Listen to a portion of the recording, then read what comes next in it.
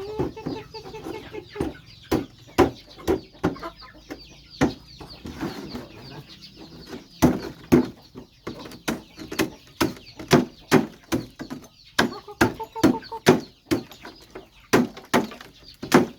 มดมาลายไปเบิดแล้ว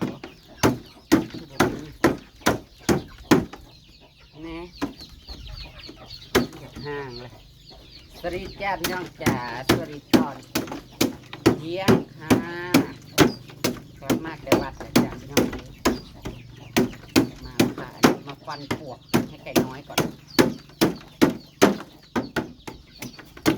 มื้อนี้มันฮ้อนบริเวณอันนั้นซะเพราะว่าช่วงอากาศมาที่หรือว่าอยากทำขนมจีนน้ำยาป่ากินกันบ่ายรอคนมาจับหมูแมลงพี่น้องตัวที่มาเอาหมูให้มันเบิดเอามาเอาไปให้มันเบิดให้ปล่อยซะแน่นี่ได้มีแห้งซะดิมือเลยดิจะได้ไล่แล้วมันขาดทุนเท่าไหร่ได้ว่าสิไล่ได้กำไรเท่าไหร่พี่น้องเราเรื่องเลขหมู่บ้านนี่คอยจะเป็นคนเลือกใจตัวเองเลือกใจตัวเองแห้งความฝันตัวเองซื้อเลี้ยงควาย094989บักโคราชผัดเฮางูเอางูมาตัดที่จริงนะงูไฮโซพี่น้องเอ้ยป้ายบ้านเลขที่226หน่วยที่15มันจะได้มาออกเลขเบียดเลขลาวพี่น้องเลขไทยหนังสือเมื่อไหร่เป็นน้ำอันนักอันแต่เลขงู99693272มันจะปัจจุบันนี้มันผัดบ่ออกเป็นงูมันออกป้ายเฮือนค่ะโอ้ยนึกว่ามันสิออกเก่า226น่ะออกเลย3ตัวตรงเลยเมื่อวานนี่เลขเบียดพี่น้องเลยเหลือใจจำบ่น้ำหน่วยที่15มาออกเลขแล้วอีก315มาทำไมมากินนี่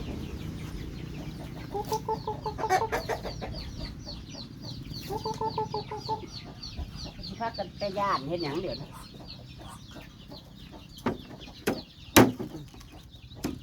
พวกหลายเด็กหนุ่มทุกวันใช่นั้นข่าวขึ้นมาเอาเงินหรือจะโอ้ยมันคือบ่มากเนาะเงินพิธีฝากให้นางอีกจ้า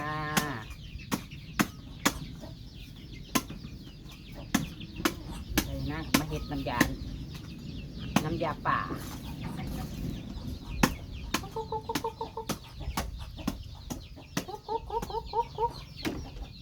มาหน่ะแม่ชูยังบดยังย่านอยู่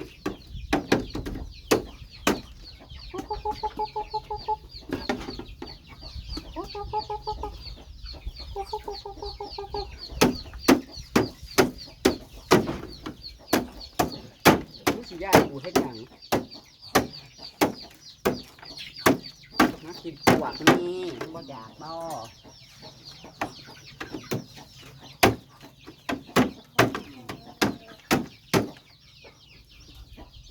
ยังมืดเด้เนาะพี่น้องเอ้ยคือเป็นแผ่นหยาบๆอยู่ไกล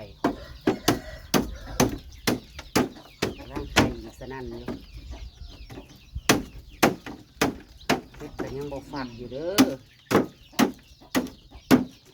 ไข่มันกัด50หน่วยแล้วดีจ้ะ30กว่าหน่วยไข่ลายไข่หลอดแต่เก่ามันไม่ได้ไข่ลายนั่นจ้ะที่เรียกมากกัน10กว่าหน่วย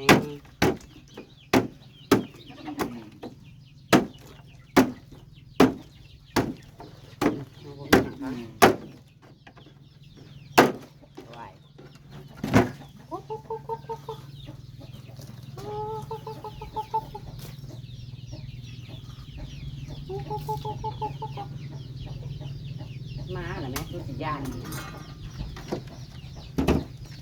คนอีกเลยนะแม่นี่ก็จะแม่นไปกินแ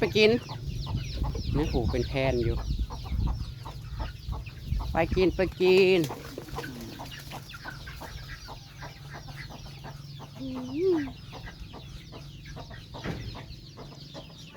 เห็นแล้วบ้าน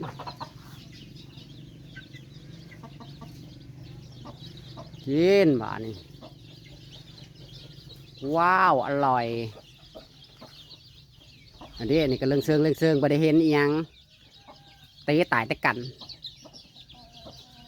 จักมึงสิเข้ามาเหยียบเขาอีหยังเนาะโอ้ยเรื่องเชิงอยู่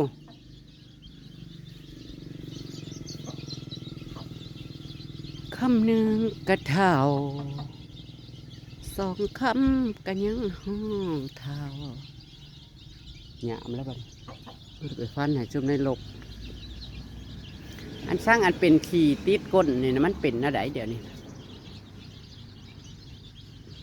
กินก็กินหัวอาหารอยู่ก็ได้แล้วจะไปซื้อให้นักเอโอไปซื้อปลามาเห็ดน้ำยาขนมจีนกำลังกินข้าวกำลังจะมาเป็ดกับคายเบิร์ดแล้วพี่น้องก็จับไปให้เต่ามาเลยเมื่อเช้านี่เป็ด6 ตัวได้เงินเกือบ2,000เด้อจ้ะมึงแน่ผมมันหาไหลเขาน่ะเนาะโว้ยคายเป็ดเชื่อโอ้ยยังบอกฟักอยู่ไอ้หน่วยเลย2 4 6 8 12 4 6 17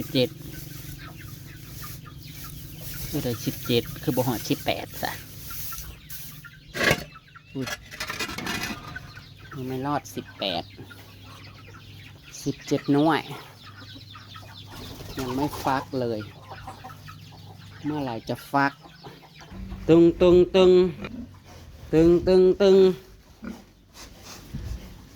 ตัวนี่สิได้กิโลเด้พี่น้องเอ้ยสิได้ตัวละ100ปลายจักโลนี่นะน่าจะได้ประมาณ80ปลายประมาณ80ปลายซ้ำอันนี้กระบอกใหญ่มันมี2 ตัวอีติวลิ้วลูกดูอีหมอกโอ้มันกระดึ๊บขึ้นเกือบจะทันหมูอยู่ดิแต่ว่าบอตันสมูบ่เห็นสิกินบาดนี่นะบ่เห็นสิกินเบิร์ดบ่กลัวให้กินเลยนั่นแหละคือจังว่าหิวจากก็ใหญ่ขัน เงินบ่ญี่ปุ่นเขาก็ใช้คือกัน แน่ตาคือกันได้เนาะแต่ละขี้เท่าในที่นึงโอ้โหไม่ก็ข้ามไปสวัสดีน้องแล้วที่เห็นทำขับปุ้นวะ นางงามน่ะยังบ่เสด็จอยู่ นางยังแต่งโตนางว่าไก่สิแล้วโทรไปหาบางทีนี่ยังแต่งโตเอ้า เพื่อสิได้ออก ก็บอกว่าแต่งโตงามๆถ้าอยากได้เงินให้แต่งโตข่อยก็แต่งโตงามนี่พี่อ้ายเฮ็ดจังได๋ซะเธอบอกว่าไว้แต่ว่านี่มาเฮ็ดมาสิ จ้างให้ออกเคลื่อนกันยากแท้ๆมาสาวข่อยนี่ ที่ให้กระทำหาอยู่อยู่ในถ้ำ FC แห่ง มาจับจำนำมานะ FC แห่งอยากเห็นหน้าเรานะ ออกแต่ถาม อยากให้นางออกแต่ทำบ่อยากให้นางนอนกับอุดหนุนกล้วยสาบนางนั้น แล้วผมมีหุ้นหายกับไรหมดเลย เอามันบ่มีผู้สร้างเราอ่ะ นั่นแหละสร้างกล้วยนางให้ในพี่น้องเขาบ่อยากให้นางนอนนอนฮาละนอนไปเลย รู้สึกแบบ ป่ามันจะสุกไว้ อุ้ยป่าจะยากอย่างน้อง เช็ดน้ำปลากินกันพี่น้องกับทีมงานนี่แหละพี่น้องเนาะมือนี่เอามาแล้วก็ใส่นะน้ำแม่เสียวร่อนหัวเสียงไข่น่ะเป็นอีหยังที่ปลูกง่ายเนาะเบิ่งในเสียบไว้น่ะขึ้นก้อนยังไงป่านี่อ่ะพี่น้องป่านี่นะถ้าปลูกหยังที่กินหมากค่ะมันเป็นแต่ดอกมันบ่เป็นหมาก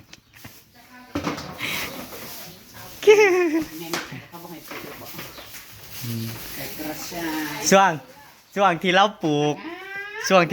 หมักแตงกิ้งหั่นเด้เป็นหมากหลายแล้วเห็นเฮาก็เที่ยวไปจอบเลยเฮาอยากกินหมากมันนั่นไปย่ามใดก็บ่มีหมากไปย่ามใดก็มีหมากแต่ดอกก็เป็นงูนอยู่สรุปก็คือบ่มีหมากงามคืออันนั้น ใส่กระส่ายหลายๆใส่หอมแดงหลายๆเด้อ กินแต่ หอมแดงใส่ เรากินเป็นอันเนี้ย พอไหม เพราะว่าบ่ได้กินเฮิงล่ะพี่น้องใส่ลูกโดดหลาย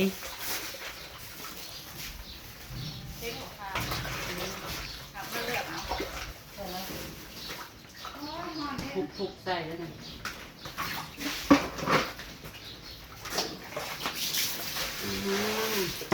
ๆข่อยสิถือหวยอีกมื้อแรงพี่น้อง โอ้ อิหยัง ไปไม่ไปเอาไว้ไม่ใช่ โอ้ยใส่ย่ำหลังก็ได้ข่อยสิถือเลขมื้อแรงพี่น้องหาโมง6โมงนี่ข่อยมั่นใจอยู่นี่ อันดีอีก อาลี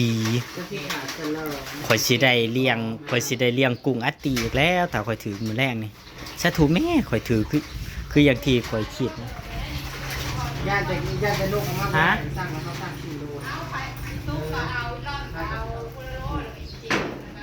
นู้นก่อน4 โลเด้อ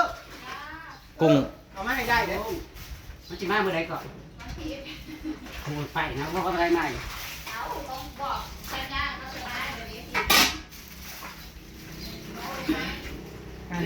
ไหนจะบาทไหนมึง20,000เหรอไปยืนกระเจ้าแล้วไก่แปดหน้ามันมาอันสัตว์แปลวเพิ่ง เท่าแกดีนี่หายากได้พี่น้องถ้าเขาดีแหละอยู่น้ำเขา โอ้ย แม่นบ่ ก็ดีนั่นแหละอันนี้ก็ฮะมันโควิดแล้วมันก็ได้ขึ้นมาแล้วก็มันก็บ่ได้ลงเลยเก็บไปอยู่คือน้ำลาวนะเองว่าแต่เดือน2เฮ้ย เอาเกลือนะมาทูจังรับข้าวแล้วให้จังเหลวนึง แม่นบ่ โอ้ยรับข้าวเต็มที่ เองว่าแต่ย่ำนั่นนะเฮ้ยแต่อีเดียนะเฮ้ย เรื่องออกรถพี่น้อง เป็นคนซื้อว่าคิดไอ้ซี่ว่าสิออกห้องน้ำมันกับแพงบ่มีห้องน้ำมัน เว้าเรื่องผ่อนโลด ซื้อรถมากกับเก่าเลยโอ้ยยุดไปอีกสักก่อนเฮ้ยยุดไปอีกสักก่อนอดเอาพวกเราขี้กันยากเลยห้องน้ำมันมันถึง โอ้ยเนาะมือดีวันดีแหละโศกล้นทับเลยแม่เนาะได้รถสักคันหนึ่งนี่ ต่ำบ่ต่ำถูกต่ำเฉยโชคยังที่มันลนทับเลยได้รถ ห่วยไผสิไปหูเนาะเอาไปเอามาสื่อเลขสื่อไปสื่อมาสื่อไปสื่อมาแต่ละมือเนาะสื่อไทยลาวเวียดจังสิเอ้าวันดีขึ้นดีละเพราะว่าจะเอไห้นี่ห่วยเนาะสักล้าน เดี๋ยวงูมาให้โชคกันยังบ่เอาไป สักล้าน2 ล้านนี่เนาะพี่น้องข่อยสิถอยรถพี่น้องป้ายแดงรถสิสลองหามือหาคืนรถ เดี๋ยวลองนั่นเสียละ เรียกป่านี่ผู้ป่าเมื่อแผ่นนี่กว่าสิซื้อป่ามาแล้ว เออ คนก็ขึ้นออกตอนจับเดี๋ยวเบิ่งวันนี้พระเจ้าจ้าเพิ่นเบิ่งเนี่ย ข่อยกะคิดคือเจ้าแต่อยู่วาดพุ้นขอว่าบ่ป้ากับเต่าเรียกเต่าถ้าซื้อนี่บ่ช่วยแต่ว่าเรียกเต่า บ้านน้ำเด็ก เรียกเต่าบ่ช่วยแต่ว่าเนาะ ป้าเขาเคยถือ แต่ว่าเฮามีในใจแน่ๆเลยมื้อแรกนี่รู้สึกว่าคือมั่นใจแท้ว่าเบิ่งสิลองเบิ่งก่อน ปวดหัวกับเลขอีกเลยได้แบบเอ้าก็คือมาต่ำก่อนเลย สิตำเฮ็ดหยังคือบ่ต้มใส่เบิดโหลดสิไปตำเฮ็ดหยังบัดนี้นี่ บัดนี้เขาก็จะออกมาต่ำอยู่แล้ว นี่บัดคือตำซะ เอ้า มันจะหอม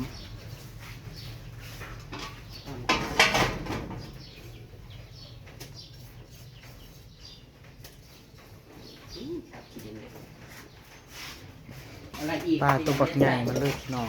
หัวหอมไปต้มน้ำ ปลาตัวบักใหญ่ เลือดทาน หัวหอมหมักพริกเด้หมักพริกก็เอามาต้มใส่โหลดหมักพริกแห้งบ่มี เนี่ย นะ ตอนเนี้ยเขาบอก ผสมกับพริกเป็นนะผสมกันน่ะ สิเป็นยังบอก หมักพริกเบิ่งทีละนี่ตัว มาแล้วคุณหน้าเขาเป็นเบอร์ อีดสมาเลี้ยวโค้งคักแท้หน้าขาวเปิ้นเวินมาเลยมารับสับหน้าขาวเปิ้นเวินมาเลยมารับสับเนาะ